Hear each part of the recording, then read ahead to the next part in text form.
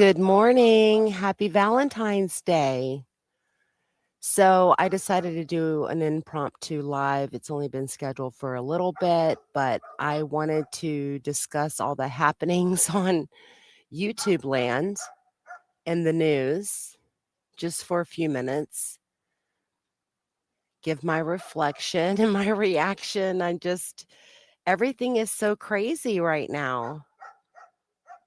And yes, I apologize. I usually go live outside on my back porch because I don't want everyone in my household to hear me. I'm a loud talker. Everything was very quiet here in Tallahassee area. It's 49 degrees, feels like 44. The high is 72 degrees today, and it's partly cloudy. So, absolutely beautiful to introduce the spring. Hopefully, we won't have any more cold snaps. So, yes, Nancy Guthrie is still missing. It is absolutely heartbreaking and terrible, but mainstream media and YouTube media has become a total poo-poo show in regards to this case. It's so terrible.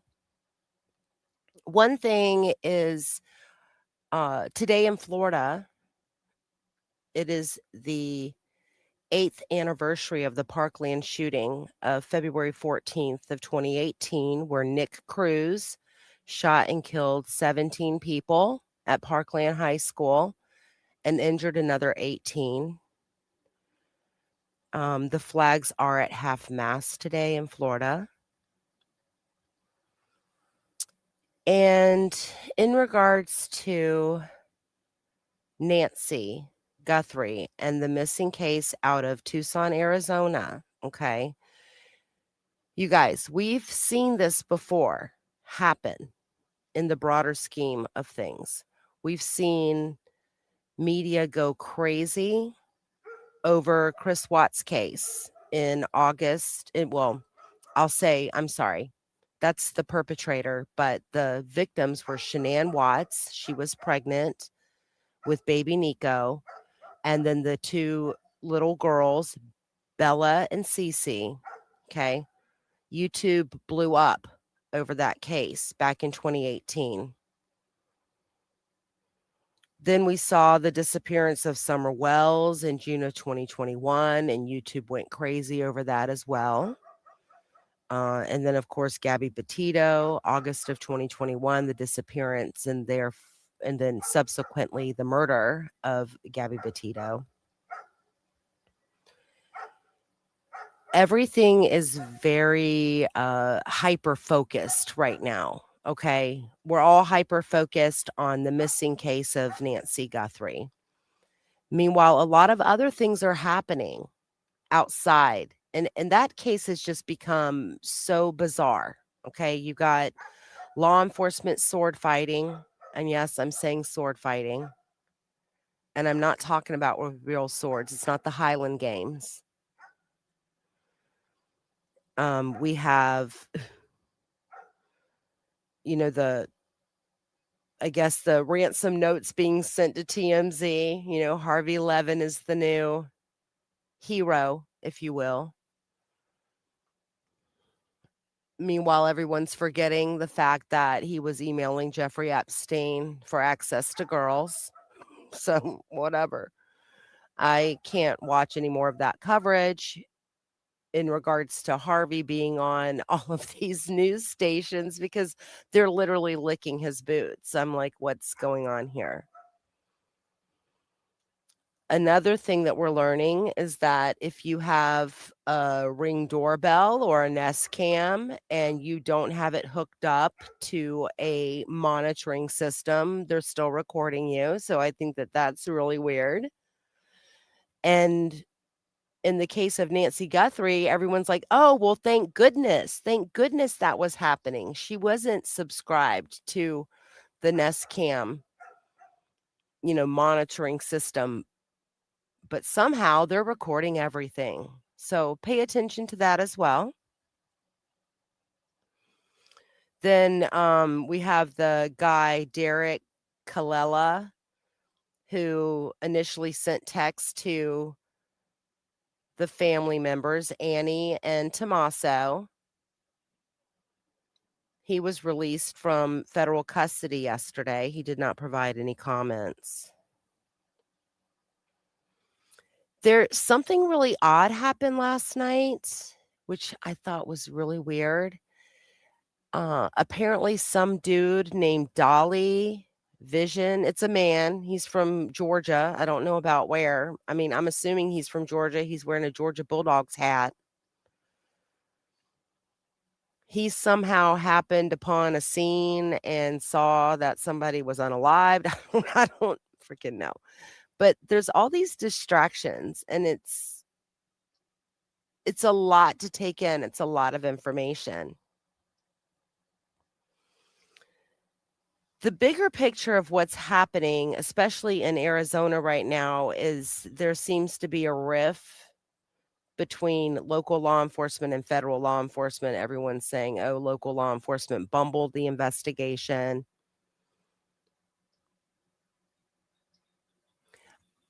Um, I did well, I'm hoping that everyone can hear me. I'm assuming that I am being heard.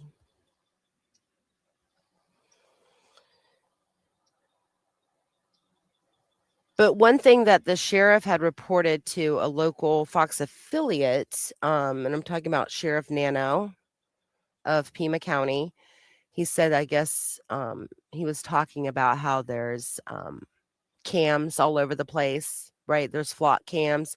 And he told a guy named Matt Fenn, who is a local law enforcement, I'm sorry, who is a local Fox News affiliate there in Tucson. He said that the cameras are everywhere, but they're not recording. So that was interesting. Oh, thank you. Hey, Jolie, happy Valentine's Day. Yes.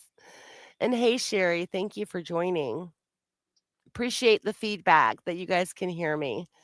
I just thought I would come in and just talk. I'm just going to talk. I'm not going to show visuals because I'm getting a lot of YouTube emails like talking about reused content. They've taken down a couple of my live streams even when I wasn't using, cuz I did use copyrighted material at one point when I was trying to show the that was back in early January. I was trying to show the latest 2020 episode of the Dan Markel murder case. But now they're pretty much telling me to take down like a lot of my videos. I don't know what's going on. I don't know. The emails are coming from artificial intelligence, and I really want people to like focus on AI. Like, when they say AI, that's artificial intelligence. So when you translate artificial intelligence, that means fake smarts. Yeah, it is what it is. And I'm not trying to bring up any conspiracies. Yes, they have. Jolie says YouTube has changed rules without notice, especially AI. Yeah, I'm just gonna talk. I don't want to show anything because even things that I've created, even like if I've done a live stream and showing my own video of the drive from, and I'm speaking of the Dan Markel murder case, the drive from Wendy's rented home of 3303 Aqua Ridge Way to Mosaic. They're saying that that's reused material. It's my own material. What are you talking about? So I don't know. It is what it is. But I guess I don't even know. Um, so I just kind of wanted to like come on and like I'm very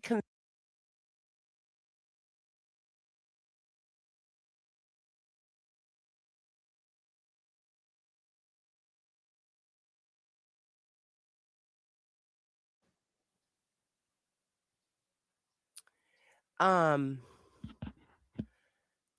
Can you guys hear me again? Now I'm trying to figure out. Yeah, and then I have this, brand new headset that just keeps powering off. Hey, Raven. Okay, good. I'm sorry. It just said power off, power off. Yeah, I'm gonna do that. Yeah, my point is, like, I'm not even like, I don't have a YouTube channel to, like, be a star or, like, become famous. Initially, I was on someone else's channel a couple of years ago, someone out of Canada who was covering the Dan Markel case. I'm like, I literally just needed, 500 subs in order to go live because that's what YouTube kept telling me, and I wanted to go live and show, like, not only discuss the Dan Markel case, but show the different videos, um, or even do walks behind the Dan Markel house and all of the drainage ditch and, all of the places that the hitmen were stalking him from. Uh, and so, yeah, like I'm not into being a professional YouTuber. I mean, I would like to, get my voice out there. So, okay, so Emily D. Baker is having problems. Okay. That's good to know. And she's actually in Nashville where Leslie B is. Yeah, and, like, I know, okay, so this is I and, you know what, I might show this because I can show my own videos, and I'm not really worried about that because I can prove that they're my own, and I don't always upload everything that I record. I think the latest thing that I uploaded was, I think it's under shorts, but what day was that? It was a Wednesday. I wanna say maybe, like, about a week and a half ago, I was driving on I-10 in Leon County, and I saw this, and I'll just play it because it's kinda funny. I saw,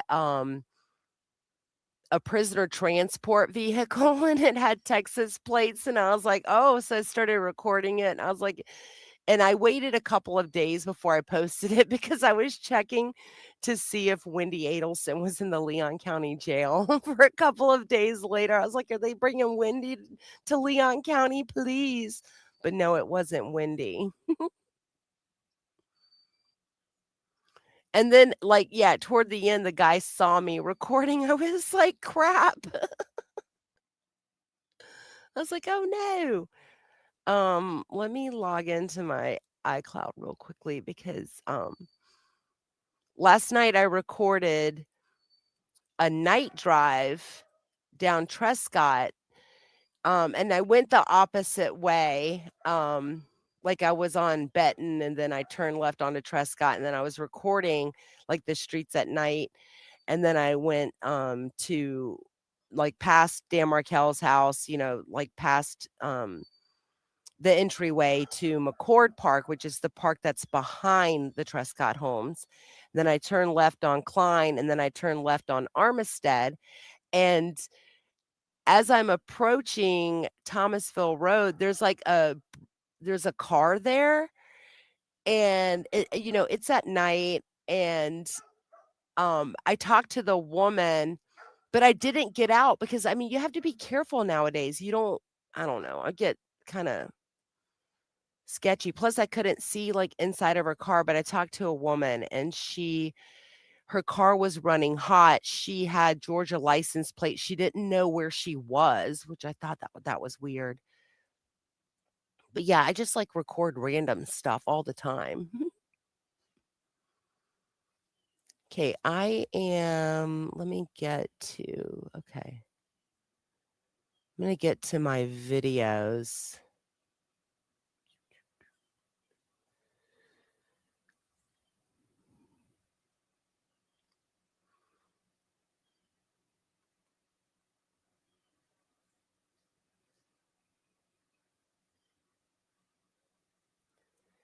Okay, I am gonna share this because this is kind of funny. Yes, the park. Okay, so the park where Louis and Sigfredo waited to follow Dan, that's actually across the street, across Benton from the entryway to Trescott, because they could see when Dan left out Trescott to turn right onto Benton with the boys in the car to head toward Creative. He Dan would have turned right onto Benton Road, went up to Thomasville Light, crossed over heading to the west side of town because that's where the boys went to Creative. So they waited at Winthrop Park, which is where Dan Markel's memorial bench is. They waited there to see when he left, but the stalking and the surveilling of all of his comings and goings, a lot of that was going on behind the Trescott homes at McCord Park. There's 2 different parks. Oh, Raven is making a cake for a dinner party tonight. Great, Raven. What kind of cake? Yum. Okay, so let me okay, I'm going to share this and I probably talked during it. And then I did get off so I could call. I ended up calling like I told the lady to call Star FHP, which is Florida Highway Patrol, to get assistance, but then after I told her that, I was driving off and then I thought, "Oh, wait a second, I think that they only, like, respond to, like, interstate issues and then major highways, like, not stuff in the city." So then I had called, the TPD, uh, like, the non-emergency line for someone to get out there and help her. Okay, let me make sure I'm sharing this.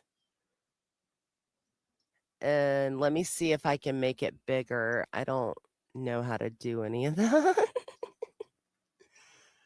Let's see. Okay, that's probably as big as I can make it. And yes, it's vertical, so I apologize. Oh, wait, hang on. Oh, nope.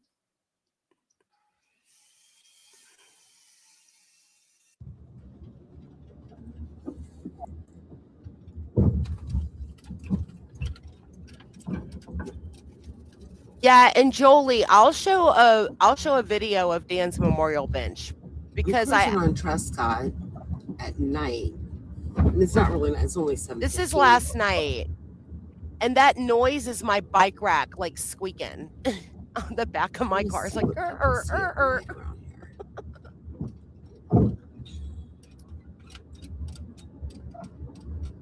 like that. Huh.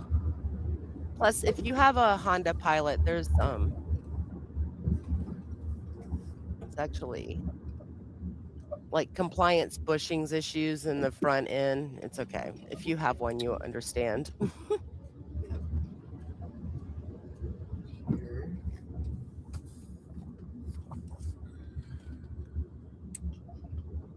Okay, I'm passing Dan's house right now. Squeak. Actually, Interesting. I can turn it down. I'm really not talking.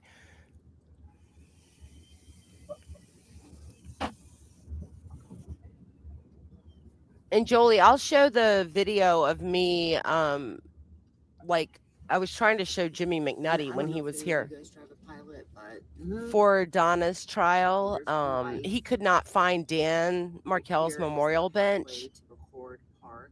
If you're on foot, slow, residential I slow. know it like squeaks. It's like We're gonna turn because the left majority of off bike of racks, they're Trescott onto actually not like Pine. they do have like a little bit of give because you don't want the bikes like crashing like I'm into your turning back onto window. Pine. Okay, everything to my left is McCord Park. Yeah, so mhm.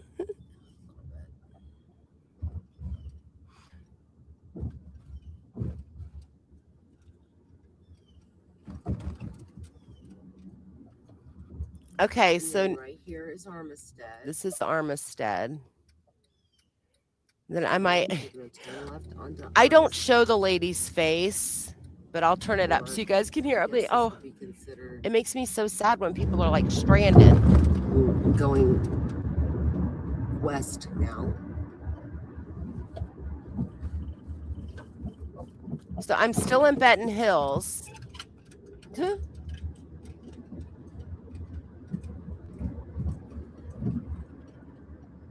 And then down here over to the left, That's the front that's entrance. McCord Park. That's the front entrance. Okay, so the car on the left And side up of the here at the road, light is Thomasville Road.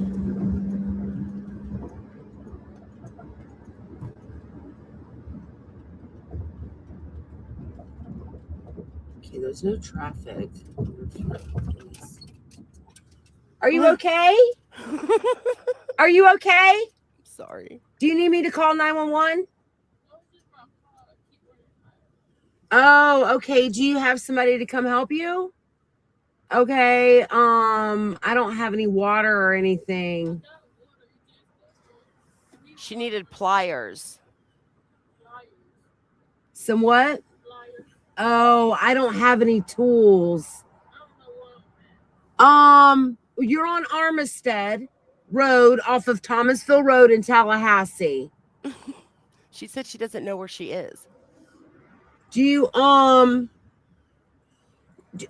okay, you can do this. You have a phone?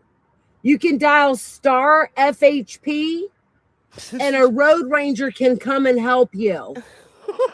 It's star FHP, Star Florida Highway Patrol, and they, huh? Yeah, in the contact star 347, and then you can ask Sorry, I'm loud. DOT to have a road ranger come and assist you. Okay? All right, hon. It'll be okay. Oh, I did not want to get out. Okay, she's in Georgia. I mean, she's got a Georgia plate. Okay, you know what I'm gonna do? I'm just, I just don't know. Oh my God.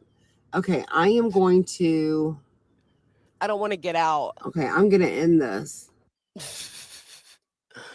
I didn't want to get out because I couldn't see in the back of her car. And I've had issues before, like a long time ago. That would be funny. So, Jolie, I will show you. Uh, let me show you. I did take this was for Jimmy McNutty. I did take a video of exactly where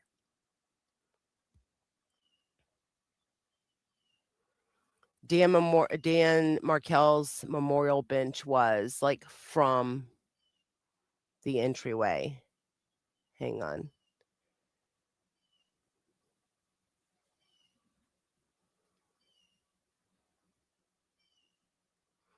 Yeah, and I'm being very careful because I don't want to show anything. Okay, let's make this bigger. Okay. Okay, I am parked in the dirt lot at Winthrop Park, and that is across Benton Road from the entryway from like Trescott Road. It's called Winthrop Park. That's where like the tennis courts are. Like if you ever watch Mentor Lawyer's channel and he's playing tennis, like that's where the tennis courts are. Right here is a baseball field. But yeah, here I'm gonna play this. Okay, here is Winthrop Park. Here is the dirt parking lot. I'm keeping it down. I'm not showing anyone's face. There's kids there. Jimmy. It's right here, hon. We're gonna keep it down. There's a lady sitting there, so I asked her to move, or I asked her if I could just record. I just wanted to just do this real quick. Just record the memorial. Sorry. Okay. So I just did a quick for him. I don't even think he ever saw it, But when he was in town for the trial, he was making all of these videos all over the place and could not find this bench. So,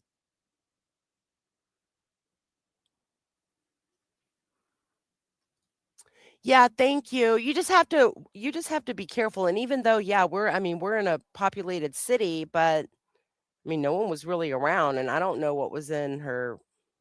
Sometimes people might have someone laying down in the back of a car or something, hijack someone helping them. So that's where Dan's memorial bench is. Trying to see. Let me stop sharing that real quick. So, okay, so one thing I want to say about, and I know this is like not extremely exciting, but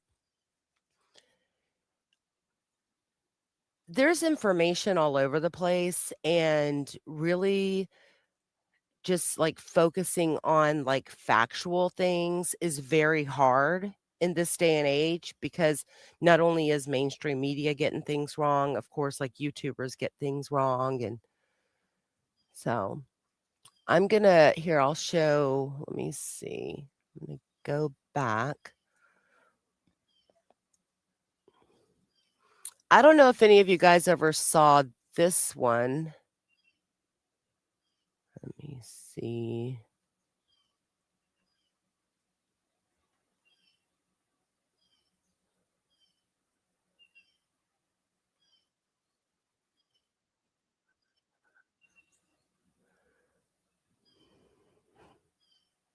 Oh, wait, I'm gonna pause that. Here is this is a really funny one. Because a lot of people, I say people, there were like YouTubers in town for Donna's trial, and they kept going to Red Eye Coffee, and they're like, "Oh, this is where Wendy saw." I'm sorry, this is where Jeffrey Lacasse saw Wendy having coffee with Daniel Sack, but that's not Red Eye at all. That was actually All Saints Coffee, which is no longer there.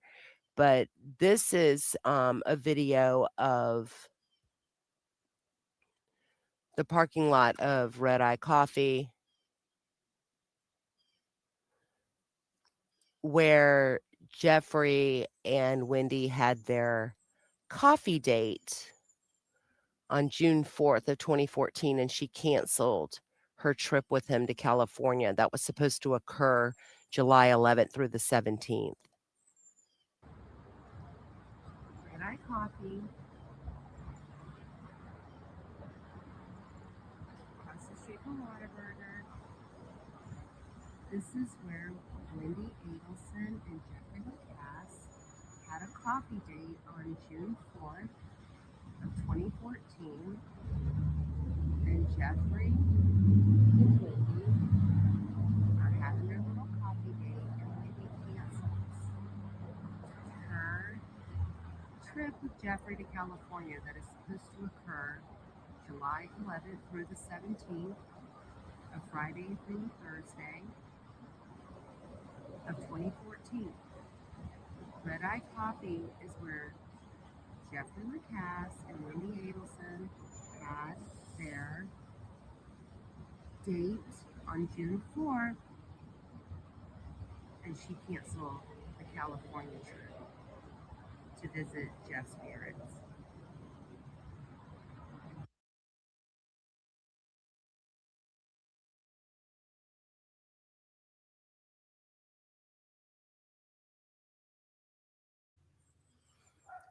Okay. So, sorry if you hear like there's a battle of the souped up Ford Mustangs in my neighborhood. There's like several of them. Someone's got a really nice souped up Corvette. I say souped up Corvette because they just purr. They sound so nice. Another one has a Camaro.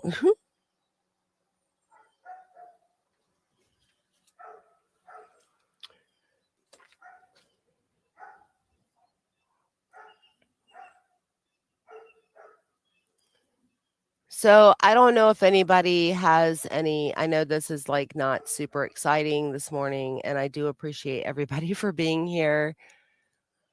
Um, I do have a lot to say about all of the goings on, but I think I'll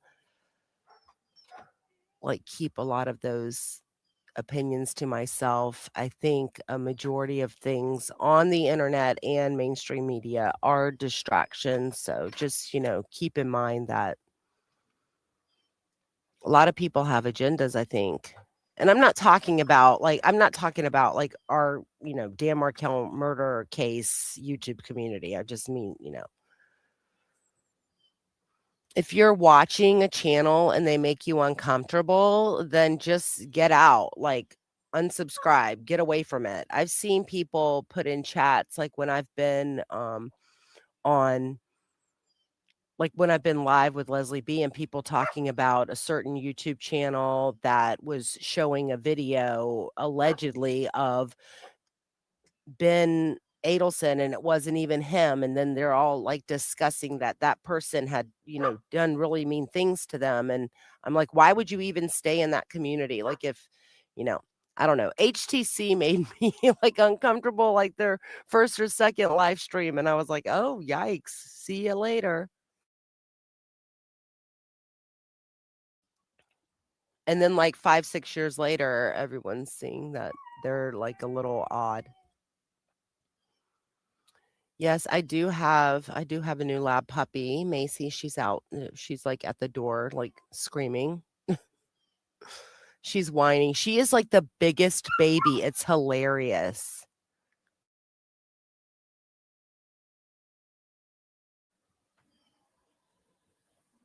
And I don't know if any of you guys ever have children or if any of you have children, but when they're babies, in the first like week or so when you bring them home, like you start realizing the different types of cries that they have. Like they'll have a certain type of cry when they're hungry, a certain type of cry when they're wet, a certain type of cry when they're cold.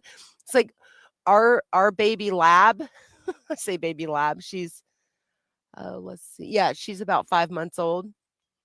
She has, like she's gotta cry when, like, when she wants to be fed, which is literally all the time, but, like, she's got this, like, weird cry when she wants to be let out. She has this weird cry just when she wants attention. Yeah, she's driving our golden retriever nuts, and he's almost 3, and he's just teaching her all of the bad behaviors. It's kinda funny.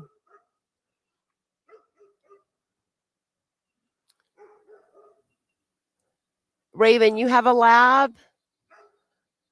Yeah, so okay, so Macy's mom is a yellow lab. I'm sorry, her mom is a chocolate lab and her dad is a yellow lab, but she has like this tan silvery coat and like green eyes. And the vet was telling me that I've never had a lab before. I've mainly had um hound dogs. And then I also had a husky shepherd mix that I got off the street. He passed away on Good Friday, I think in 2022. I'm trying to remember. He was almost 16 years old. Yeah, when I got him off the street, he had like major eye infections and like worms, and he had to have eye surgery. He had to have 3 different eye surgeries. But yeah, and then our almost 16-year-old red bone coonhound, she passed away last May. And then so Oh, okay, you have a chocolate lab? Yes, so the vet was telling me that a black lab is a silver, or no, I'm sorry, a chocolate lab is in the silver line of labs. I don't really know a lot about labs, but that the yellow and the chocolate mix is why she has this, like, tan gray color. Because when we first got her, I was like, "Oh, she looks like a tan lab," but I thought that she was, like, dirty or dusty, and then after I gave her her first bath, like, she still has this silvery coat. So I'm like, "Okay." thought she was dusty. Yeah, okay, so I'm subscribed to a channel and she's a thrifter. Her name is Steph sells stuff by the seashore and she's in San Diego, California.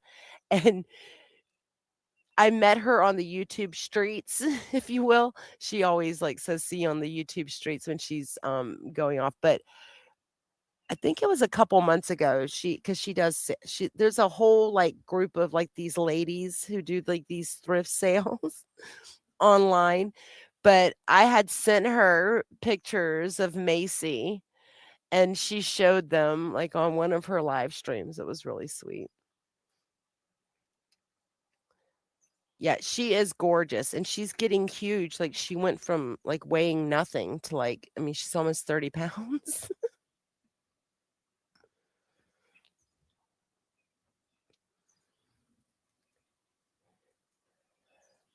So can I want to ask a question. I don't really know how many people are here because I don't know how to see that, but it are you guys following the Nancy Guthrie case?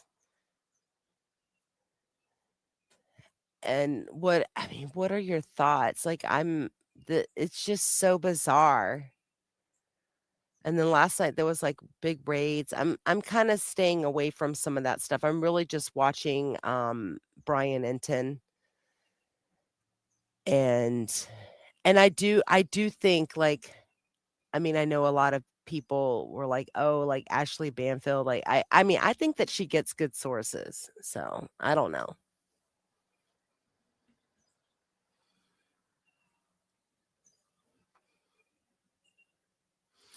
Yeah, it Jolie, you're following? Yeah. You guys, it's really weird. It's getting very bizarre. It's giving me like it's giving me like Chris Watts, John Bonet, like Summer Wells. Like it's giving me these weird vibes that made me uncomfortable back when that stuff was like back when those cases were like, new and I don't know. Everybody is so hyper focused on that. I mean, even all of the news channels, like mainstream media.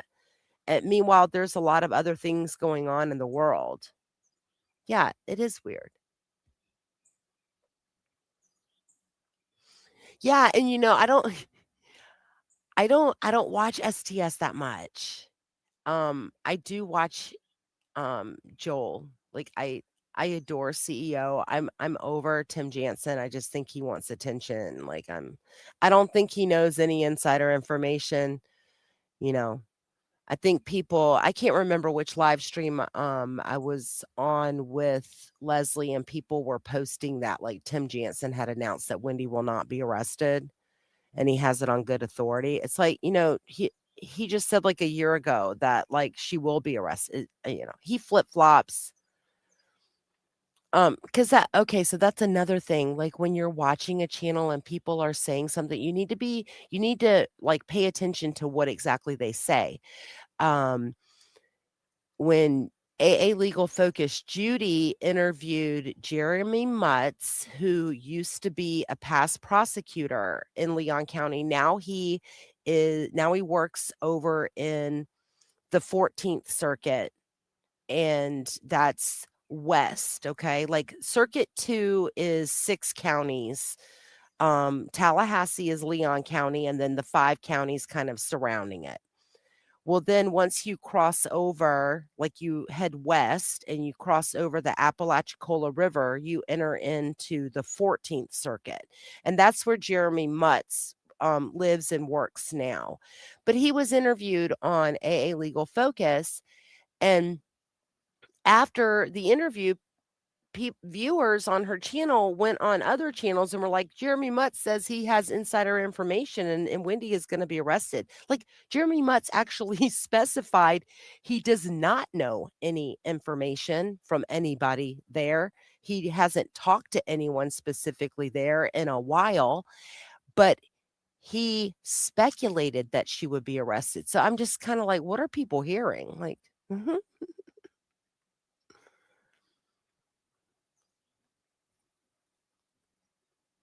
Yeah.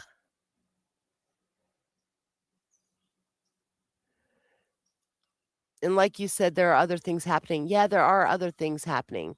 No, he's actually in Chipley, which is just west of Marianna.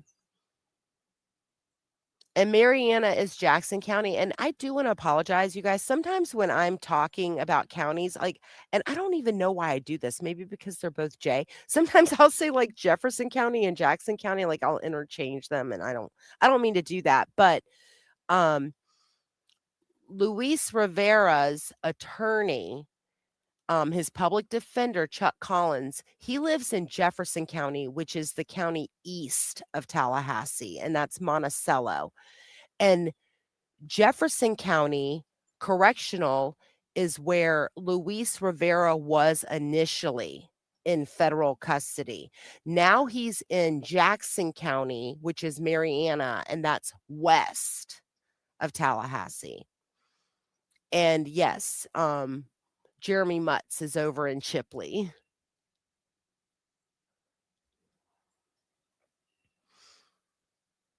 Yeah, we go through there to go to the beach. Yeah.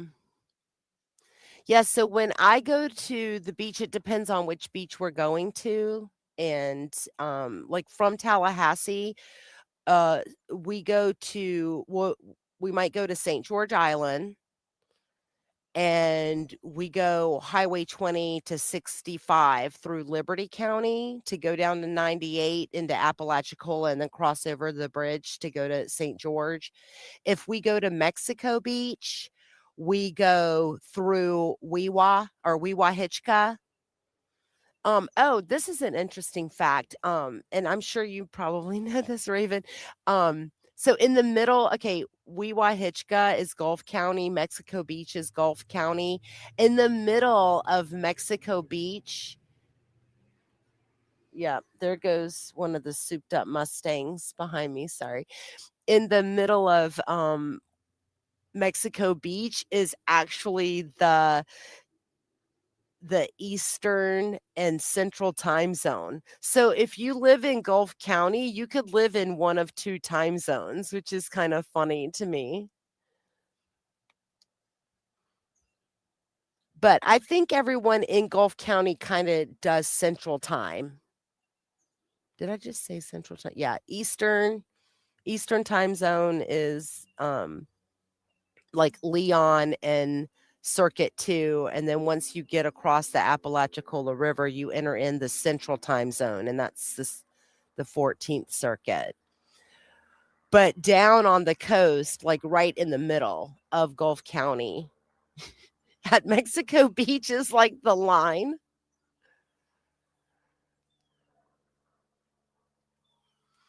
Yeah, Raven says we're always like, "What time are we in?" I know, and Raven, this used to baffle me when people would be like, "Oh, slow time versus fast time." I'm like, "Oh my god, don't do that to me. Just tell me the time." Like, I don't still don't get slow time, fast time. I guess they call it slow time because they're an hour behind Eastern. I just, and then, when I used to wear like a watch and I didn't rely on my phone, I could keep track of Eastern and Central. But then if I have my phone, it depends on whereabouts you are near the river, the Apalachicola River, your phone could go back and forth into the time zones.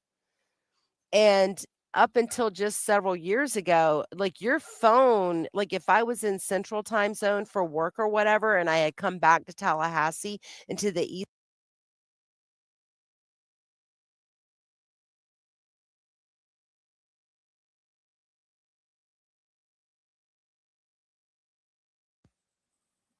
Okay.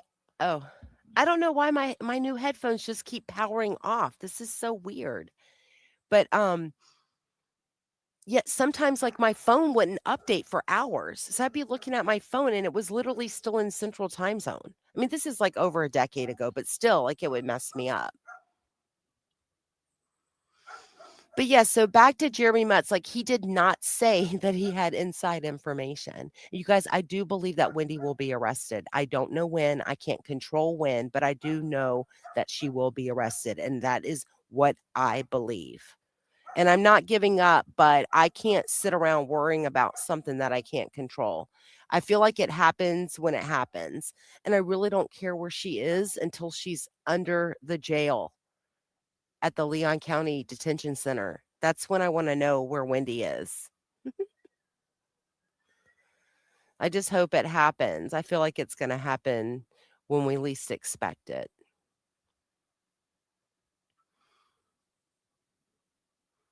They have a lot of information. And I feel very confident that getting Chris Corbett into the state attorney's office is very, very good. Like I'm like, "Oh, thank you." But you guys, there's a lot of crime in Tallahassee. I don't know if you guys know about that his name was Flay Rollins Jr. You guys, between this January 14th and 16th of this year, so a month ago, he committed 4 murders in 48 hours, in less than 48 hours. One of them was, a coworker of his in Valdosta.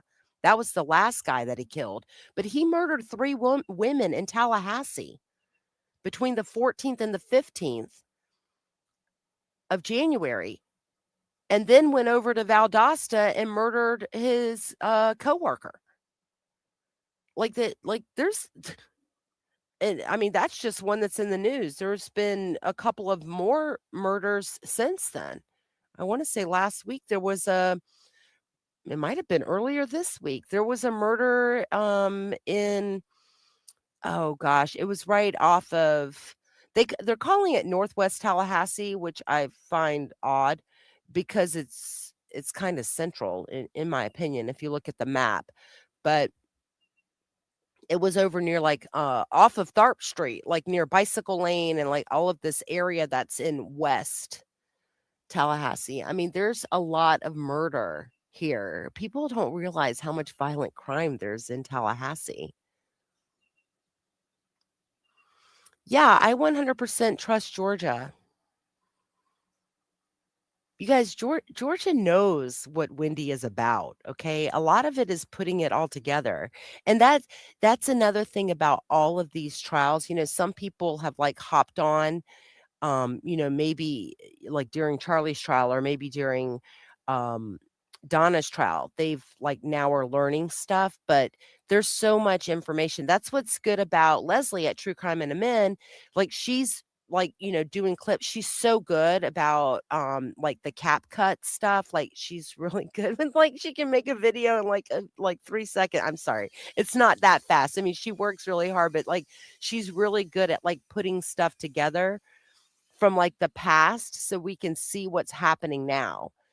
And a lot of info came out in 2019 when it was Sigfredo and Katie's trial. And then more information came out when Katie was tried alone in 2022. Then, of course, in 2023, Charlie, more information. Donna's trial gave us even additional stuff. So, as far as I'm concerned, the trials are like, a little tiny snowball rolling down a hill, picking up more snow. And in the end, we're going to have this massive ice boulder at the bottom of the mountain. And that's all of the evidence against Wendy. And the prosecution and the feds and everybody who is involved in the investigation of Dan Markel's murder, like meaning really involved, not someone who's just getting the videos and editing them like ML did. Like, oh, that's so annoying to me because I feel like once other people started getting the raw footage and not editing, we saw a lot more things coming out. Um, but we don't know everything that they know. Yeah, but Jolie, I know. Okay, so Jolie says I'm new just before Donna. Okay, but that's good. But hopefully you're going like you're looking at the right and I'm not saying anybody is I'm not I don't think I'm an expert because I'm not going to put myself in the shoes. I feel like anyone who is an expert at the Dan Markel murder would be prosecutors and like real family members, right? Like like real people that are, close to that. But um like really looking at all of the information and then like critically thinking about it and not just coming up with, a random theory being pulled out of wherever. Yes, I agree. All roads lead to Wendy. You got yes, I believe that she is the mastermind. I believe that she knew what buttons to push with her mother to get her to act. I'm and I know so when Grish first came out, and a lot of people were very intrigued, and then of course he like misidentified George, whatever. People make mistakes, but he works really hard on his videos, so he's like, I'm just going to leave it like that, right? So but he's looking at all of the information, and he also is looking at different stuff than what I would deem important to what I'm looking at, or what Leslie would deem, or what another YouTube creator who's like trying to put all the puzzle pieces, right, all the puzzle pieces together. Like he has a different lens than my life experience, a different lens than Leslie's life experience, and he's looking at it on the backside of things, and it's super intriguing. And I mean, I don't know if every single thing that he thinks is true or if I even agree with it, but a majority of stuff that I've seen, I agree with. I still This is one thing that I was texting Leslie, because I know I've like talked about like my notebook, and I didn't always put like the resources. I'm getting better at that now, but I've been keeping a notebook for years on Dan Markel case, and I would jot down stuff in the notebook. I wouldn't always put like I didn't really even like realize that like YouTube channels existed like this, like back when like when Wendy's video was first posted, like, I wasn't really paying attention to the channel. Like, now I know it was Deep Dive, right? It was Deep Dive True Crime. But I didn't really pay attention to what channel was posting what. Like, I actually thought they were like law enforcement channels, like just putting stuff out. I didn't know. But I like, I would jot down, but, like, the things that I was putting in my notes, unless at the top of the page, I have, like, I've, like, written myself a note, like, my thoughts, my opinion, my speculation, my, observation, like, I'm not putting anything in my notes that I believe is false information, if that makes sense. But I did jot down in my notes that the owl photo that Luis Rivera posted, that he posted it on Thursday night. And I don't know where I got that information from. And I don't know if in any of the FOIA requests that I've done or anything that I've seen, like I can't find that specific piece of information. I wrote it down. I also wrote down, like, on that note where I wrote, like, that Luis Rivera posted owl picture on his Instagram on Thursday the 17th at night. I also have in there, Thursday the 17th, alarm went off at Dan Markel's home, unknown time. Well, then later on, when I saw that it was at 12:43 PM, like in the initial police report, that's a couple of hundred pages. When I saw that, I went back to my note and then, wrote down like, oh, 12:43 PM, but I still don't know. So I don't know. Yeah, okay, wait, let's see what you're saying. Yeah, I'm overseas, so I see it. Yes, Grish has a great insight. Yeah. Yeah, because I didn't even well, and first off, when Luis's proffer was first put out, it was edited like anything. So then when you see the full video, there's a lot more information coming out. Yeah, and Luis, was translating into correct English, police terminology they kept summarizing for Luis. Yeah.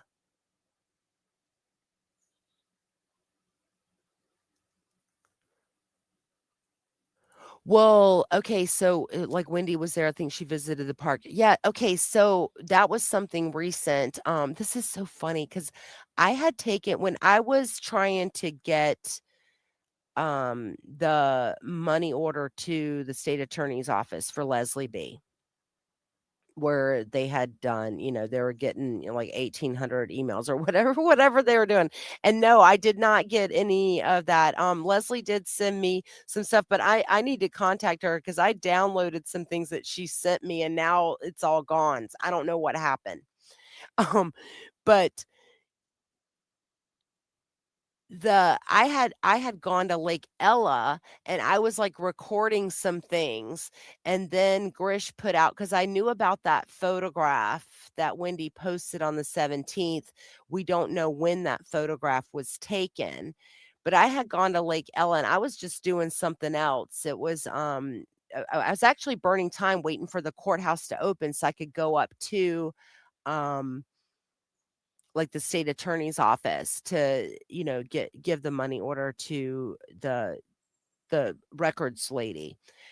So, I was doing video and I saw the side of the TPD building, the Tallahassee Police Department, because it's like Lake Ella is a circle, okay? It's really like a pond, but, the Tallahassee Police Department is on the south side. Okay, North Monroe is on what I would consider the never eat sorry, what the eh, I'm sorry, on the west side of and that's where North Monroe is of Lake Ella. But I saw the building and I was like, "Oh my god, is that TBD?" But and I send a lot of, I send, like I'll send videos that I'm just, like, taking that I wouldn't really post anywhere. I send that stuff to Grish, but Grish identified exactly where, and then I went back out there and then took some pictures, so I think he put that on a post. He, like, overlaid my new picture showing that that's exactly where it was. It had to be Thursday right after wait, they left right after the shooting on Friday. Yeah. Oh, Jolie, hello? Jolie, yeah. Okay, so with that, y like, yeah, hello, common sense, right? Putting it together, yes, it was Thursday night. So that actually suggests that Luis did not see Wendy on Friday. And the reason why I say that, okay, so I I I always speculated that Wendy was wearing the owl shirt on Thursday and Friday because okay, I believe that Wendy was up all night on Thursday night, knowing that it was gonna happen. She was probably drinking because we know that she's a closet alkie. Okay, I'm sorry. It's based on information, right? Based on Jeffrey talking about her drinking her dinners.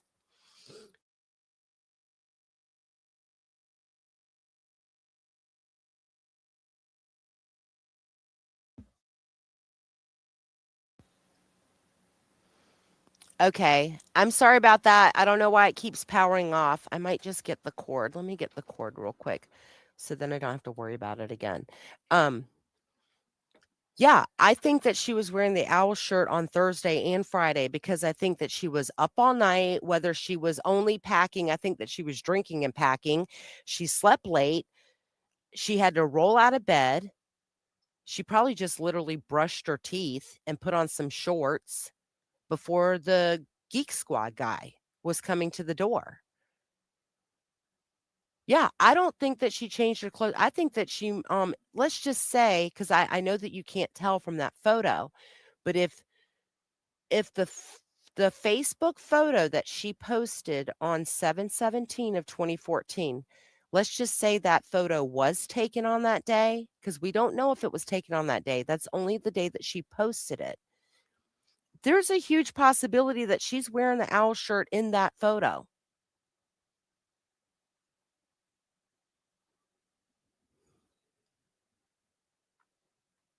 Yeah. I don't think she changed her clothes. Yeah. Yeah, I think it's a different pair of shorts from when she's in the police, at the police station. I think it's a different pair of shorts, but I think it's the same T-shirt. She's probably stinking. Mhm. Like, she talks about not washing her hands. Jeez Louise. Hang on, I'm gonna mute for 1 second and, plug in my headphone.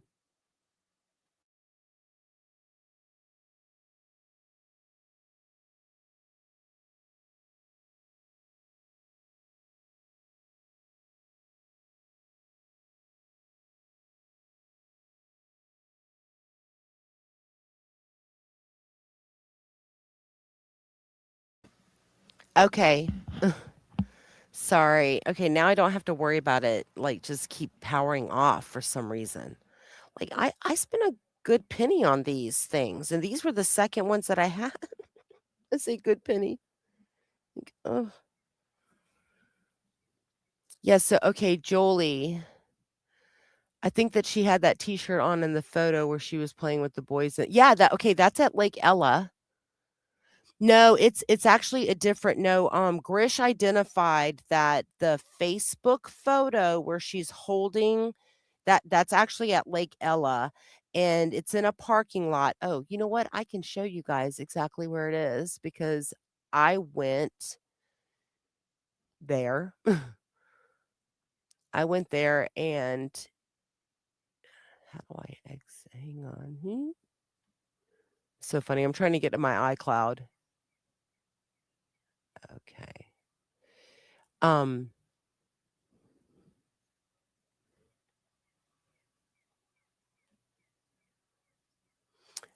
I went there and took, pictures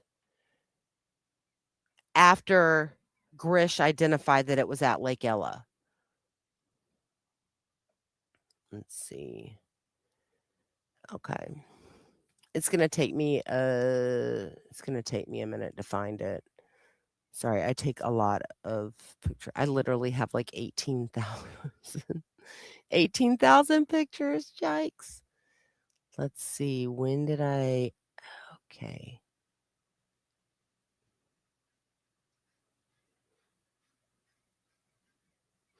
Okay, I'm gonna show you guys the picture that I took for Grish. That was recent. Just and then I also did a video. Okay, here we go.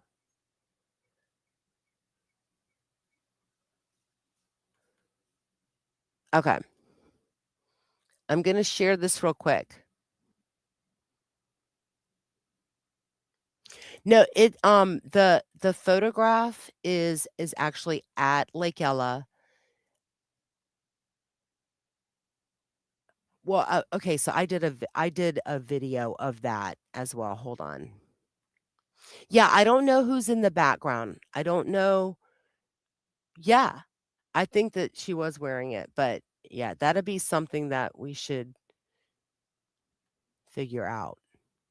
It still doesn't mean that she wasn't there. Okay, hang on. I'm gonna kind of click through. Uh, hang on.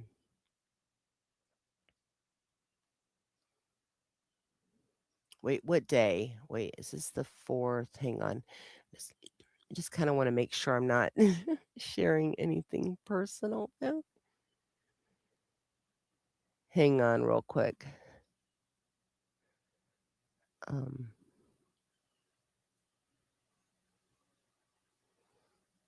okay. Okay, let me reshare. Hold on.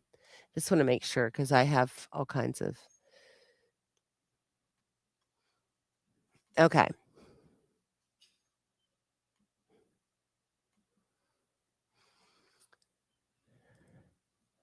Okay. This is Lake Ella. Okay. Next picture. Okay, I'm literally just taking pictures of where I'm standing right now. I'm actually taking pictures facing south. The photo that Grish overlays is actually facing west. So I will go to that. Okay, this right here, I'm going to zoom in. This is what I sent Grish, okay? This fence to the right, that would not have been there in 2014. Right here is the U-Haul sign because the U-Haul center or U-Haul thing is right across the street. And I don't know if you guys can see this, but right here where I'm showing up here in the right corner, you guys, there's like a there's a life-size like cutout of a fake police officer that's in the window at the U-Haul. Sorry, just a side note. Okay, oops. This is exactly where Wendy was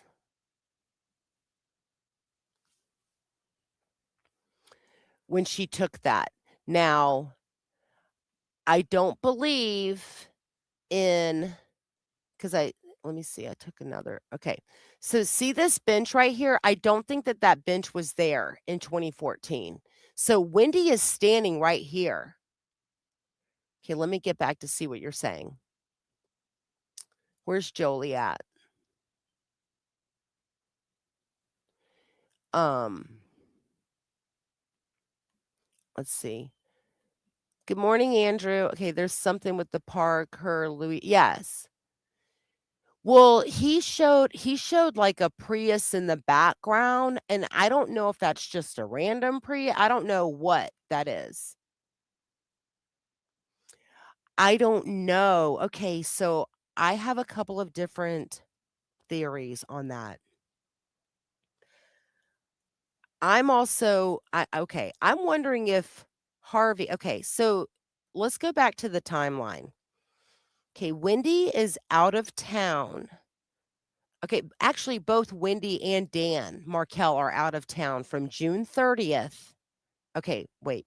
Wendy is out of town and in Miami with the boys June 30th to July 11th, which is a Friday.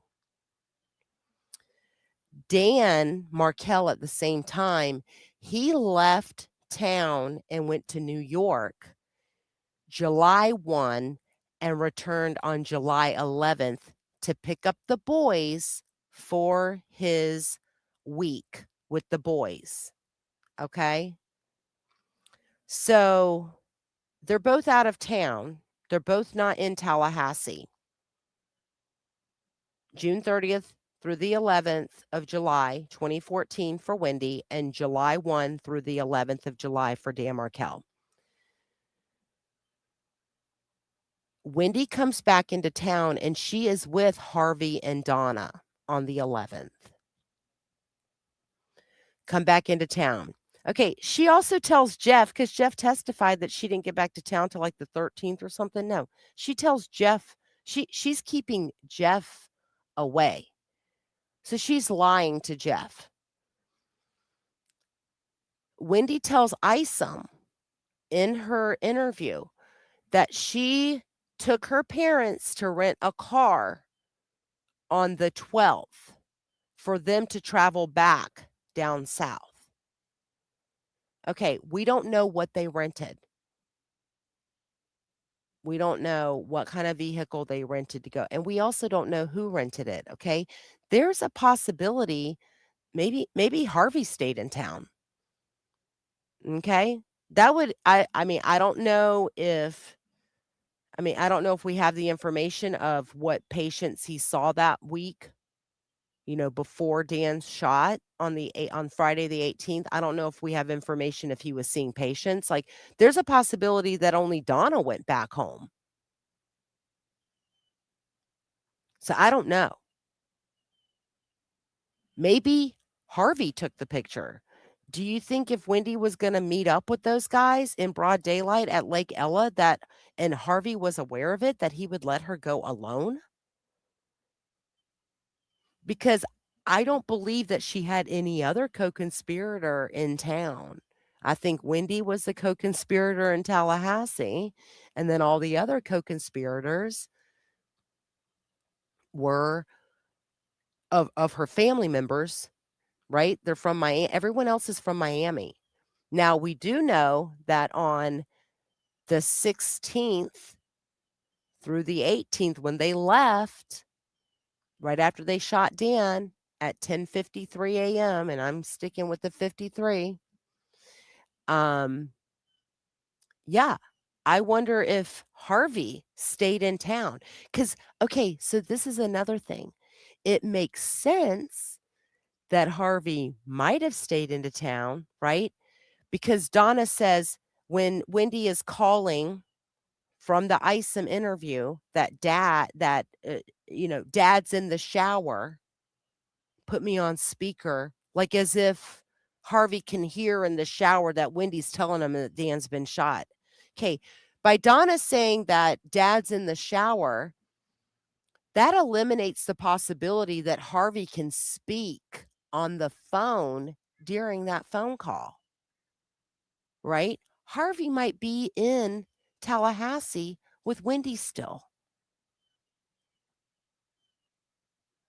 holed up at her Aqua Ridge home while, because remember when the night, like, she ends up staying with Lynn and Alan after the boys are picked up at Creative after Dan shot that evening, right? That later on. It also makes sense why they couldn't actually drive all the way from Miami to Tallahassee.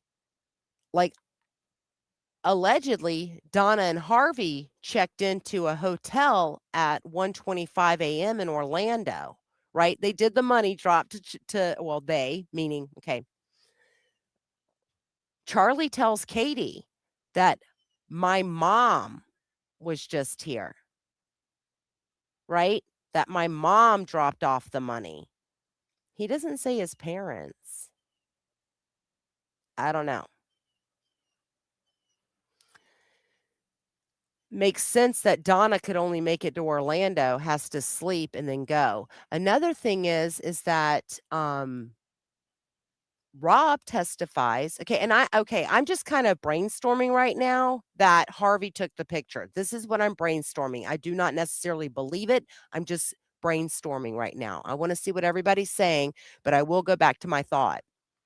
Okay, Kristen says she thinks Harvey took the photo.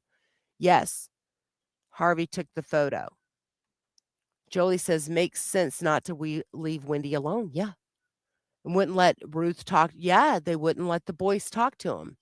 Yeah, it says he's in the shower. Well, by saying he's in the shower, then that means, like, he's not able to speak on this call. Well, first off, if someone called me and said, "Your son-in-law's been shot," like, my husband's in the shower, like, we don't need to be on FaceTime, but I'm running into the shower, right? I'm running into the bathroom with my daughter on speakerphone saying, "Babe, oh my god, babe, so and so's been, my daughter's husband's been shot, like, and then you can hear my husband from the shower saying, "What the hell?" You know what I'm saying? Okay, like, that's just common sense. That's like what normal people would do, but as I've always said, the Adelsons cannot even act innocent.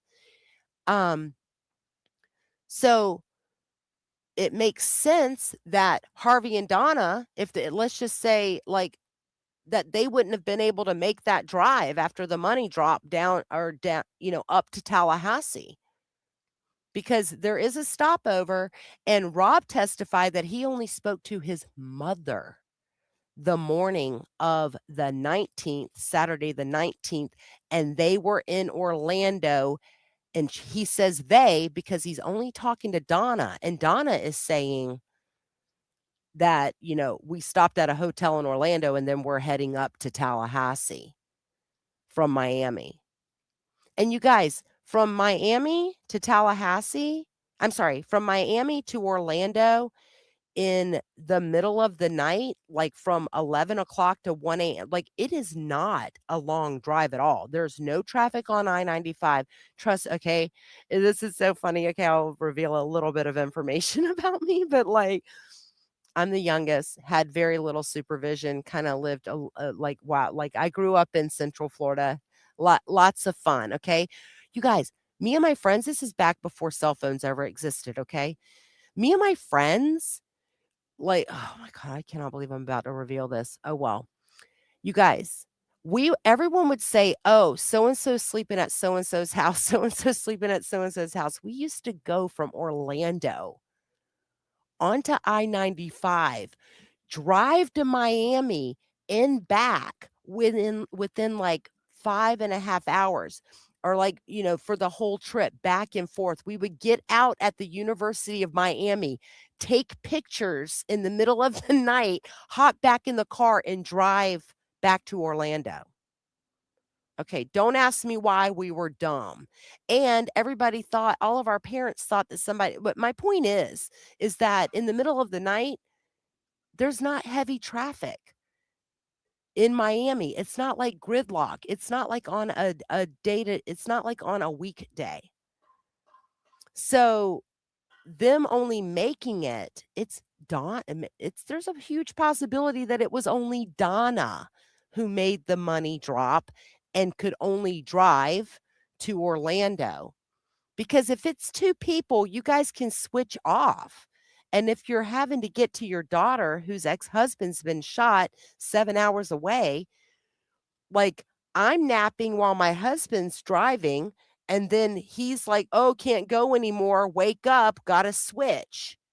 Right? It doesn't even make sense that they stopped in Orlando. But now, okay, I'm just brainstorming. Oh my goodness. Let me see. Dad's in the shower and Donna lying and saying that Tamara, they were at dinner when they found out. Yeah, that's weird too. Yes, yes, my mom dropped off the money. Why Georgia didn't include Harvey yet? Because if he wasn't with Donna. Yeah. Yeah. Oh, you got, okay. I'm like, look, I'm always thinking, like, what else can I learn? I feel like we're like kind of working this out right now. Oh my goodness. Yeah, she doesn't run into the bathroom. She's not on FaceTime, meaning, I mean, you're just on the phone. No one can see you. You be running into the shower telling your husband that your ex-son-in-law or or whoever, someone have been shot. Like anyone is going to run and tell your spouse that someone's been shot. Where y'all partying then? What? No, Andrew, we were not even partying. We're just idiots. Like, I mean, I don't know. Yeah. Wait, I'm not gonna get into my childhood. Okay, so this is like, it's probably why I'm like, I'm not a helicopter mom, you guys. I'm a Black Hawk Down Chinook. Okay. I'm so sorry. It's because you're okay. Like my husband and I both growing up, like we we didn't have a lot of supervision. We're both like the youngest of the family. Our parents were older when they had us. We were literally like parents were too tired to really, watch ya. Yeah, I'm not a helicopter. I'm like a Chinook. Like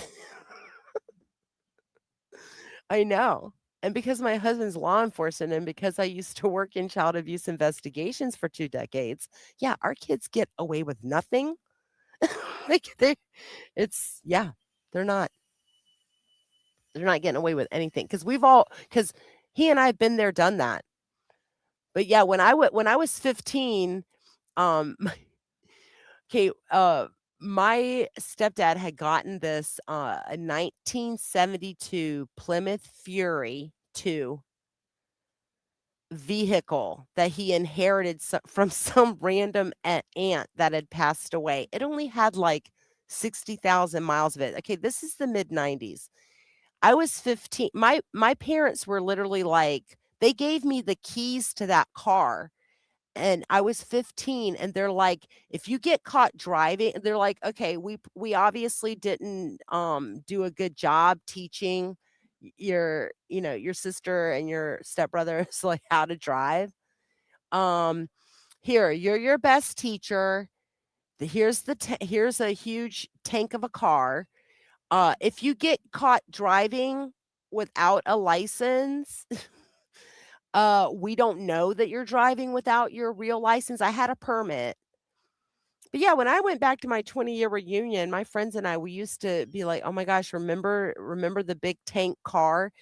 It fit okay, and it also didn't have, seat belts. It had these, like, lap belts, but because it was like, we fit 4 girls in the front with me behind the steering wheel and 5 girls in the back, and we used to go because I grew up in North Orlando, we used to go to Orlando, the all ages clubs at JJ Whispers. And "Oh, look at you."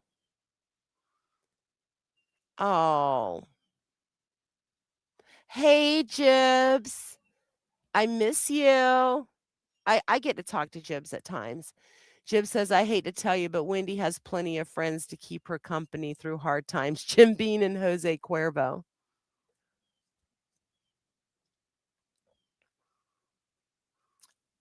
Kristen says, "Our childhood was one big episode of Survivor." It certainly was. Yeah. Jolie says, "My youngest sister was like you."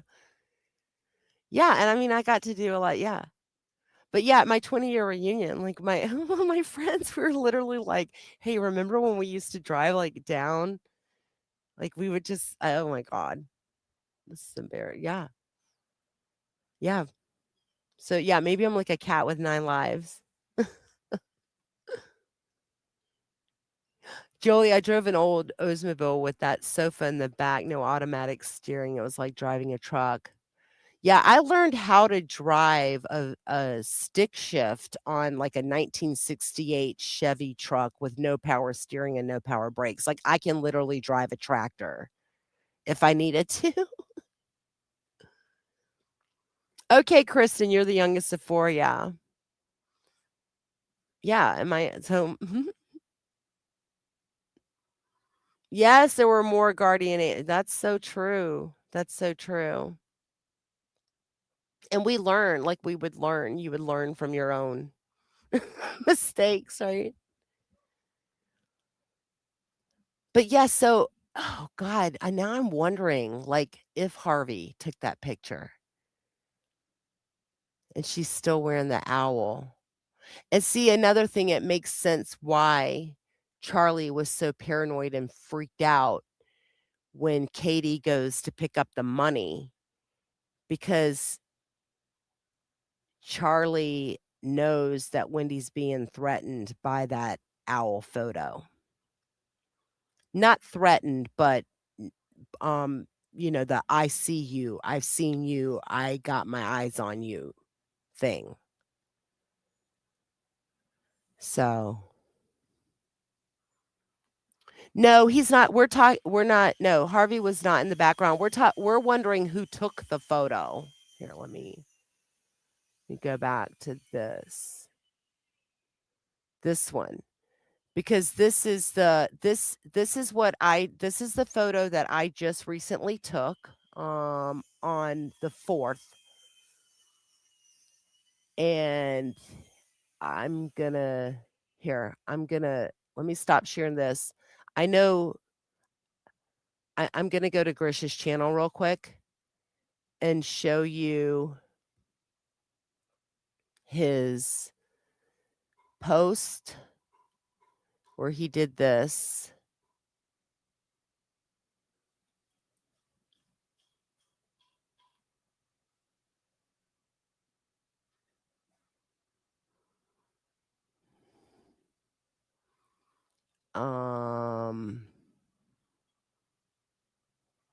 let me show you guys where he did this, and then we're gonna look at his video. And I'm pretty sure he won't mind. I know Grish would not mind me sharing. Okay. So, okay, this is Grish's post a week ago. He says, "Damn, I'm too good." I love his confidence. Even the exact branch that casts the shadow in Wendy's photo is still there. And it says, "Thanks, True Crime Wifey, for going to the location." So he took the photo from Wendy right here. And then my photo that I sent him, well, I also sent him a video too. And of course, like right before I take the video, he like texts me and says, like, make sure you do it landscape. I'm like, yeah, yes, I'm an amateur. Thank you, Grish. Yes, I did do it landscape. But so this part is the photo that I just took because you see this fence in the middle here that's to the right of the parking lot. That fence is newer than a decade ago. I don't know when it was installed, but it was not there in Wendy's photo. But then here is him basically overlaying. And this bench right here, that was not, I don't believe that that was in the photo. Maybe it was. I can't remember right now. But okay, hang on. Let me go. We're going to watch this video of Grish's.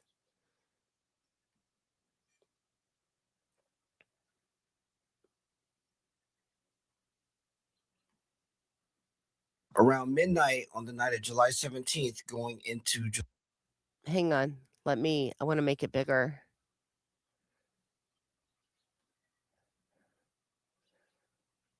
Around midnight on the night of July 17th, going into July 18th, Luis Rivera's cell phone was hitting a cell tower closer to their hotel room, which was on North Monroe Street at around 12:20 a.m. on July 18th. Sigfredo Garcia's phone wasn't connecting to any towers at that time, but at 12:26 a.m., the Prius's GPS coordinates show further south on Monroe. If Luis's phone is pinging near their hotel further north on Monroe, and Sigfredo's phone isn't pinging anywhere and likely turned off, but the car is located further south on Monroe, it's safe to say that Sigfredo is with the car. During Wendy's interrogation, Detective Isom stepped out, and now it's just Wendy and her friend Jane in the interrogation room. This is what Wendy had to say about the evening and night of July 17th. I talked to Carrie yesterday. I was taking a walk around 5. I met a new friend last night, a friend of a friend, this girl Malia. We went to Tallahassee food trucks. Wow.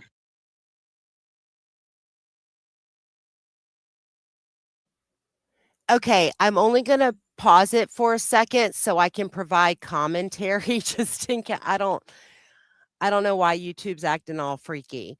But okay, I will restart it. Or not restart it, but play again. Okay. Last night, hung out with her for hours. Wendy says she talked. Yeah, and you guys, I don't believe that there is any real Malia, okay? I think that this is a made up name, this is a made up thing. Wendy's very crafty. Talked to Carrie yesterday while taking a walk. Wendy goes on to say that she met a new friend, a friend of her friend, some girl named Malia. She says she hung out with this girl Malia for hours, went to Tallahassee food trucks, and since Wendy wasn't specific on what hours she was there, let's look at when the food truck Thursday hours were back in 2014. So they went on from 6 p.m. to 9 p.m. So here's where the food trucks were in relation. Okay, Jolie. Now I understand what you were saying. Sorry about that. I didn't mean to misunderstand. Yeah, let's rob the lady. Yeah.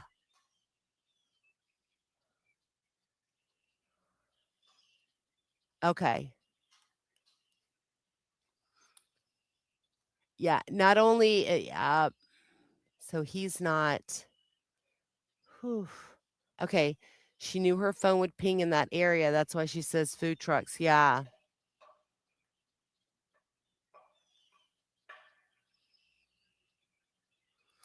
Yeah, no. I'm pretty sure not. Jolie says, okay, Kristen says, she knew her phone would ping in that area. That's why she says food trucks and Malia. Yeah. And totally made up Malia. Wonder if Isom ever found a Malia interview. Probably not. Nope. I don't believe so. I'm certain that he did not. Okay. I'm going to go back to this. I might keep pausing it because YouTube's messing with me about my videos. To where the Prius, the rental car, was a few hours after the food trucks were over with. As you can see, they're very close. If you see my video titled Wendy plus Sigfredo equal the owl, there was a photo that Wendy posted on her Facebook on July 17th.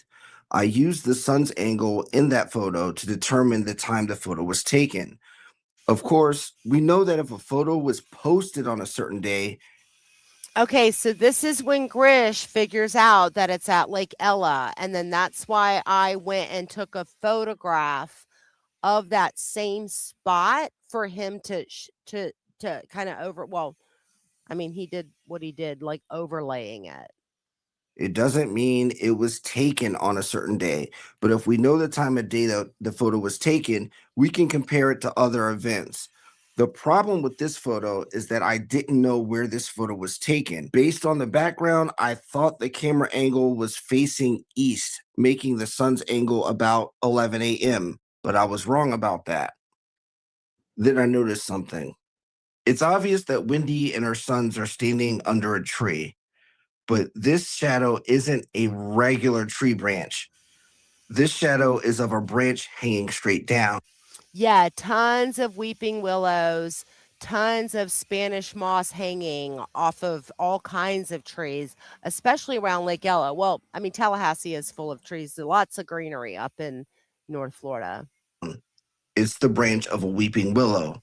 Being from Maryland, I know that they're a nuisance because their shallow roots are destructive to buildings because they grow toward bodies of water.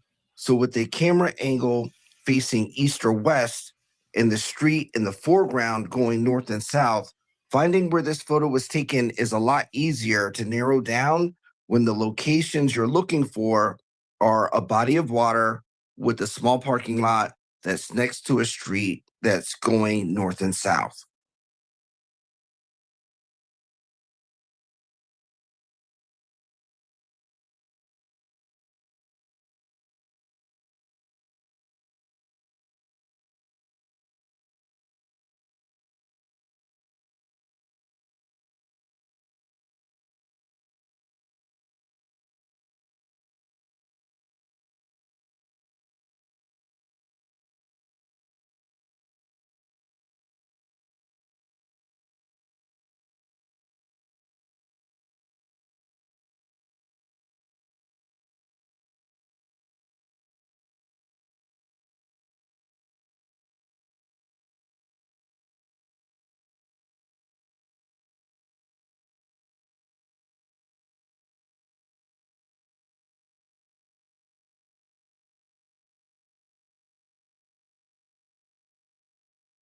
Light work.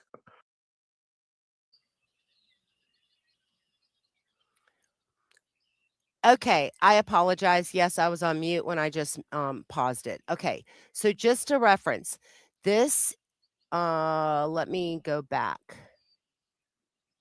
Okay. So this is North Monroe. Okay, here's the U-Haul place where Wendy is standing is a parking lot at Lake Ella. It's not the same parking lot as where the food trucks used to be parked, but after taking the photographs for Grish, I did a video of the parking lot where this photograph is taken, but then I did a second video leaving out of that parking lot. I did do an illegal turn, but there was not a lot of traffic. It's fine. I don't know if they're whatever. But then I travel a little north on North Monroe and then turn back into another area of Lake Ella to show everyone where the actual food trucks used to be parked. That's what I just said when I paused it and was talking on mute. I apologize. For are a body of water with a small parking lot that's next to a street that's going north and south.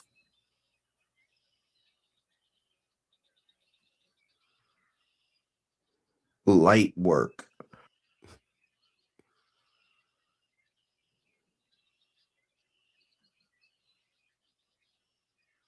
Now let's look at this from the opposite direction.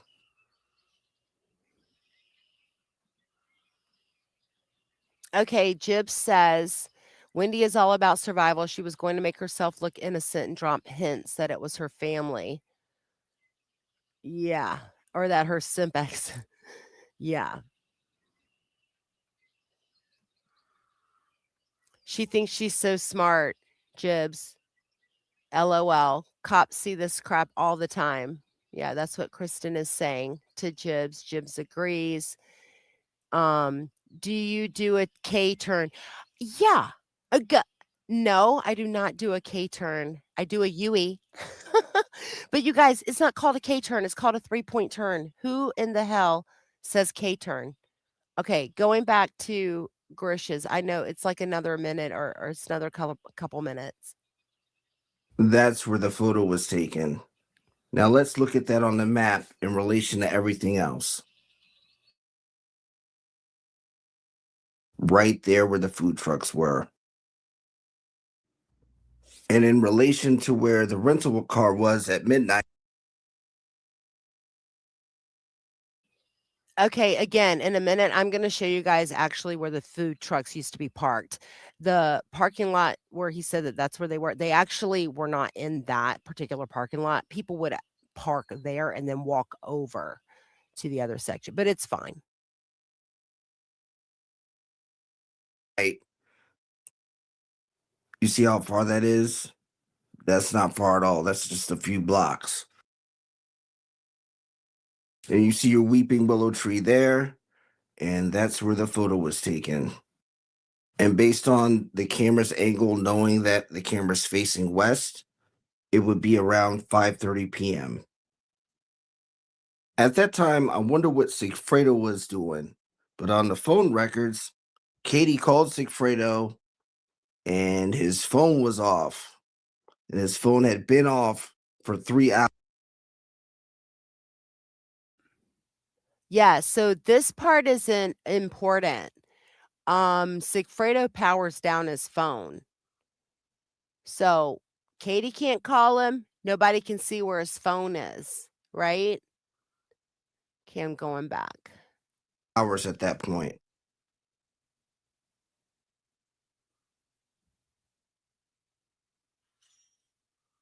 This is a passenger side door that's open. Okay, so he goes through. I don't really want to show his whole video because I just don't want to get dinged.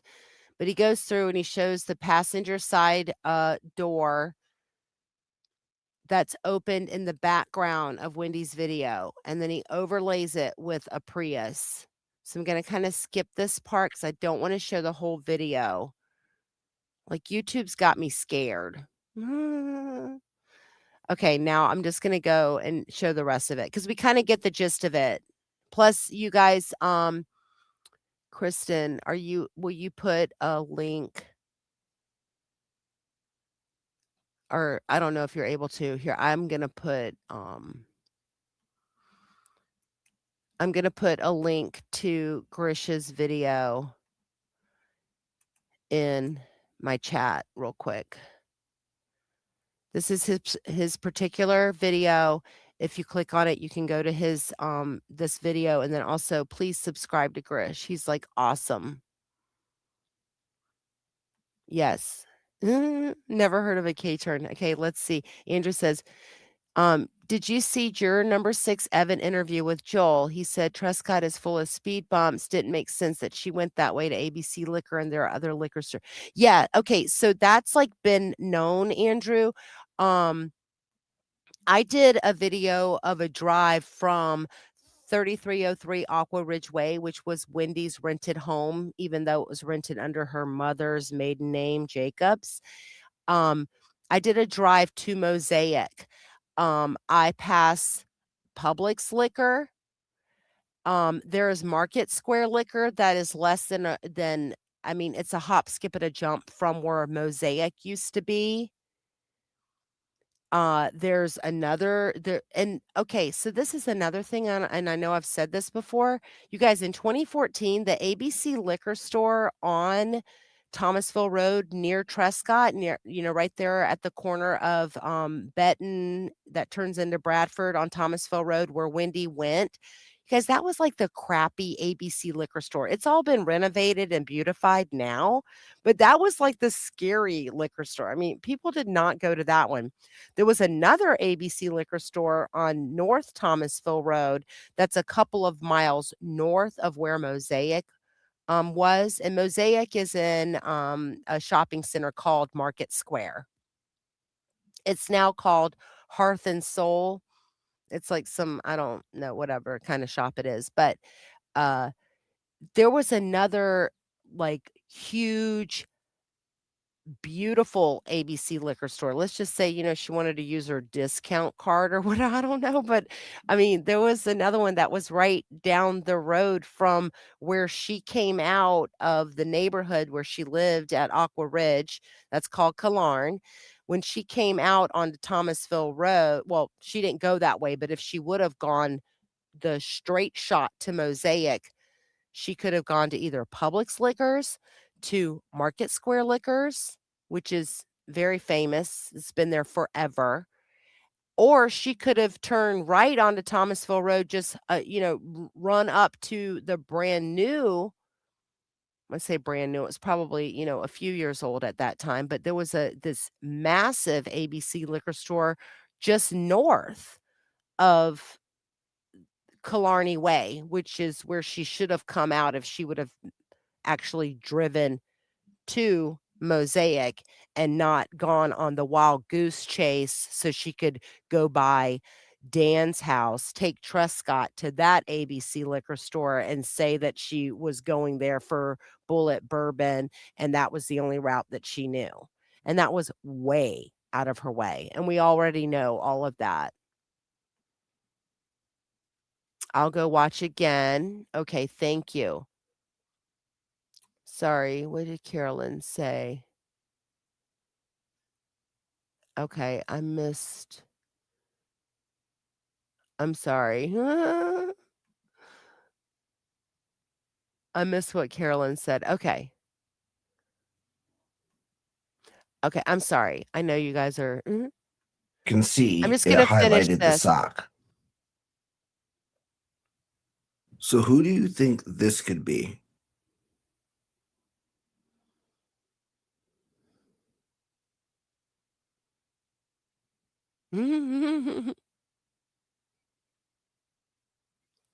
Definitely a short guy.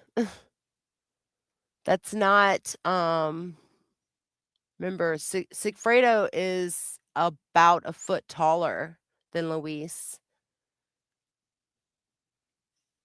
Yeah. So, yeah, Andrew, that, yeah, she calls it the shortcut. It's not a shortcut. It's there's a lot of, people who've done that drive as well from Aqua Ridge all the way to, uh going by Dan Markel's house on Trescott to ABC Liquor. I think, Judy at AA Legal Focus has it. I believe, Patty's Playhouse has it on her channel. Yeah. Okay, so just to get back, let me go to hang on.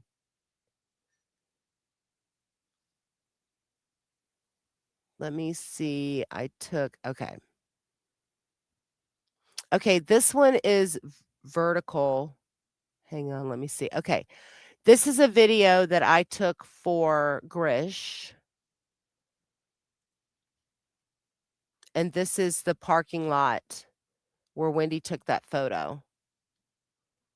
I'm going to share. And then the next video I'm going to show is when I go to the other parking lot where the food trucks used to be parked.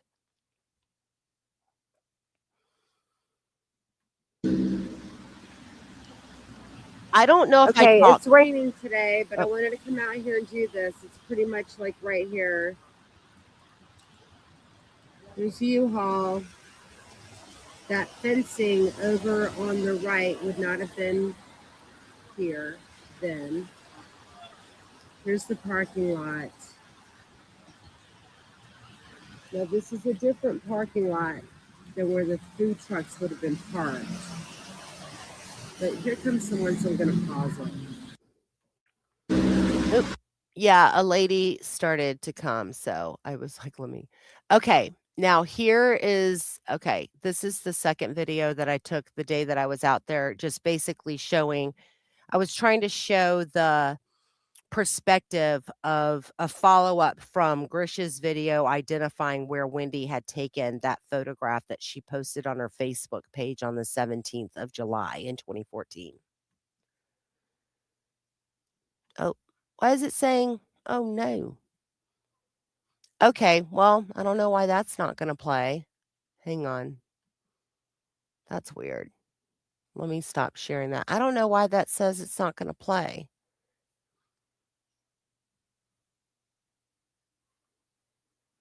I don't see anyone named.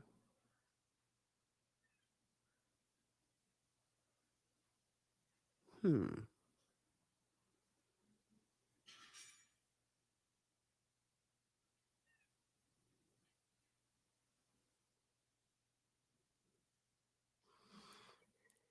There could be stuff there. StreamYard's been acting weird, so if I'm not following up, I don't know why. What is going on with this one? Hang on. Oops. Huh. Well, that's weird. It has a okay. Well, oh well.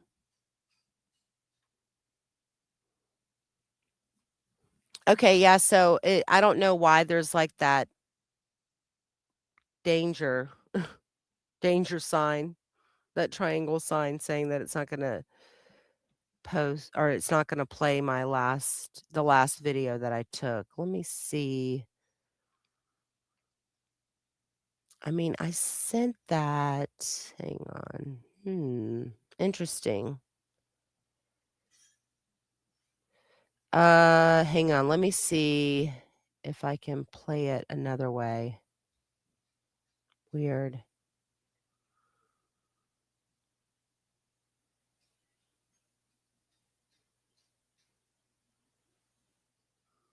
I know I sent it via AirDrop, so maybe that's why it's acting weird. Huh. But I do appreciate the discussion because you guys like I'm still figuring stuff out, as information comes out. At some point I'm going to try to figure out how to show that video, but right now it's not coming up. Hmm. I don't know why it's not. It did like that iCloud thing. Why is that? Hang on. Why does it have that? That's so weird. Okay. Sorry, I'm looking at it in my iCloud. But that video, but I pretty much just drive out of that parking lot. I turn right. It says no turning right because that's literally the entryway to or one of the main entrances to the Lake Ella to go around the big circle. And then I turn right again onto North Monroe. And then I literally just go like a half a block or so, turn back right onto a little tiny road called Legion because there's an American Legion out around Lake Ella. So that's called Legion Way or something. And then there's just a dirt parking lot where the food trucks used to be. But from the area of where Wendy took that photo, it was really just a little hop, skip, and a jump over there. It's just a little walk. But I appreciate the discussion because like I don't know how, like, my brain went there when we were talking about who took the photo, and now I'm wondering, I've kind of talked myself into the fact that, like, Harvey never returned back to Miami on the 12th. Oh, because this is okay. Well, no, I'm trying to think that that Harvey might not have returned back, and he stayed in town for the week. Would make sense why,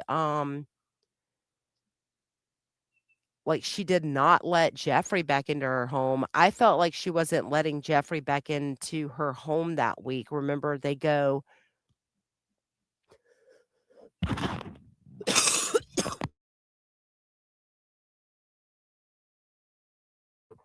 Oh my gosh, excuse me, I just coughed, I'm so sorry.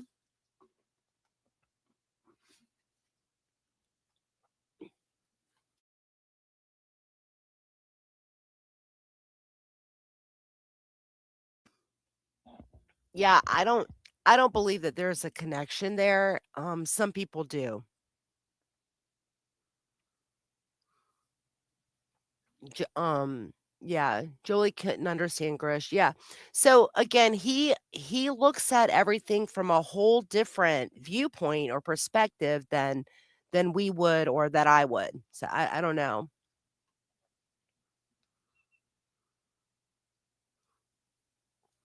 But so I always thought that Wendy didn't let Jeffrey back into her home because the timeline says she returned from South Florida, being there for 11 days with the boys. She returned on Friday the 11th because Dan was coming back into town from New York to pick up the boys for his week. The 12th, she says, "I took my parents to rent a vehicle." She tells Isom that. We still don't know what vehicle or what they rented. On Sunday the 13th, Wendy and Jeffrey, they go to dinner and a movie. They have a date on the 13th, which is a Sunday. On Monday, the 14th, is when they go to their yoga date. That's awkward. She says, "Hey, are you still going to Tennessee this Friday?" It's up in the air because he thinks that he might be able to see her for the weekend. Oh. Um, and then she goes home after the yoga date and then sends that he calls it the no contact email, the no contact order. It's so funny when he's talking about no contact order because I'm thinking like, oh, she filed an injunction, but no, that's like basically what he's calling the email where she says, "Give me a week, I need to think." So it makes sense. I just felt like because also on Monday the 14th, earlier in the day is when she tells Jeffrey that she's locked out of her home. And he's like, "Oh, I'll come over there and sit on your porch with you." And she's like, "No, no, don't worry about it. I'll just see you later tonight." She's like keeping Jeffrey away from the Aqua Ridge home. It could be because Harvey's in town. And you can't ask the kids if Harvey's in town or not because they're with Dan until that Wednesday night. But they're little, and is anybody gonna, ask them, "Oh, when's the last time you saw grandpa?" Like kids that are 3 and 4 years old, a lot of time like, their time frames are they might be able to tell you something, but you don't know if they're talking about yesterday or last month because they view time a lot differently than us. So, yeah, I think I've kinda talked myself into it. Let's see, Jolie says, "Of course, this is why Wendy was so weird not letting Jeff in the house." Yeah, see, I always felt like she was telling Jeffrey that he couldn't come in because she was trying to hide the fact that she was packing up, which could be true, but then she could have also been hiding the fact that Harvey was in town. Wendy wants people to think that she has big connections and she's a part of another big Adelson family. Yeah, yeah, I do notice that, Kristen, but she is not. But like if people are hiring her, are they actually, going through like ancestry.com to figure out that she's not that Adelson or a part of those Adelsons? If Georgia could prove Harvey was there and never went home and lied about it to Jeff, it could be a turning point as direct evidence. Whew. I know, but okay, so they would have thought, right? They would have thought ahead of time. They would have Donna could have taken Harvey's phone back with her and basically just had it in her purse, like wherever she went. But like Harvey doesn't need a phone because one, he can use Wendy's burner track phone, right? Her burner smartphone. Oh. Yeah, Kristen says, "Yeah, Jolie, I'm convinced Georgia has more proof." Yeah, oh, yeah. You guys, they have so much more stuff that we don't know about. Yeah.